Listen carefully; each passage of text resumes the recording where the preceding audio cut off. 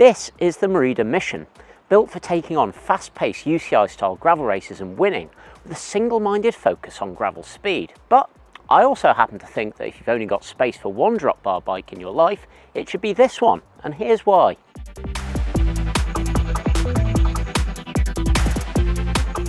I'm slightly biased as this is actually my own bike, and it's the entry-level Mission 4000.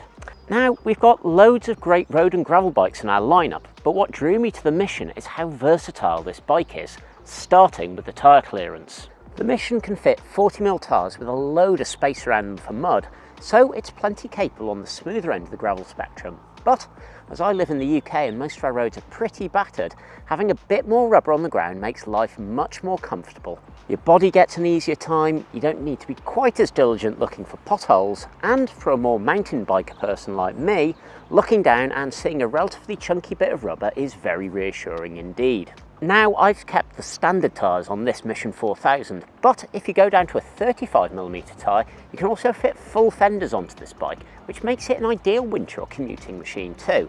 And while you could also go to a full slick for minimum rolling resistance or a more aggressively treaded tyre for better dirt performance, these do a really good all-round job.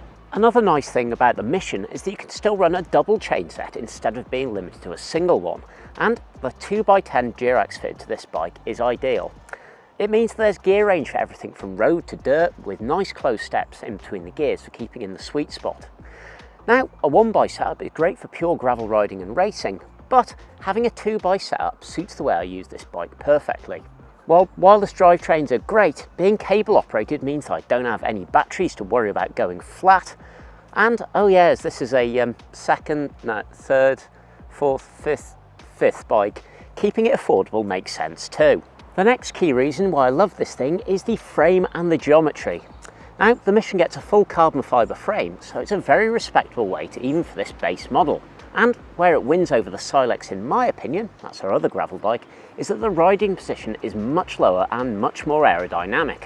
That means that on the road, and with a little extra effort, you can get tucked in nicely and hang onto the tail of people riding pure road bikes. Conversely, if you look at our other bigger tired on-road machine, the Sculptura Endurance, it's a bit more of an even balance. That bike can take a 35mm tyre, so it's good for some soft roading. As it's an endurance road bike, the front end is quite a bit higher for better comfort, while the head angle is still a little bit steeper. That means that the Mission is also way more forgiving in terms of handling for a slow-witted mountain biker like me, while neat frame features like the inbuilt frame storage also make it really easy to live with day to day. Despite the Mission frame having some aero tube profiles, it's nowhere near as slippery or as fast as our pure road racing bikes. Riding a Mission back to back with a Reacto was eye-opening as to how much faster I went for the same amount of effort.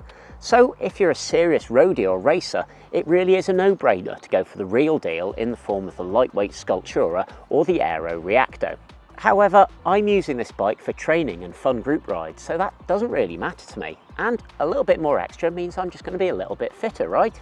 Anyway, that's why I think the Mission is the only drop bar bike I need in my life. Do you agree? Let us know. To find out more about this bike, or indeed any other bike in the MERIDA drop bar lineup, check the link in the description down below. Thanks for watching.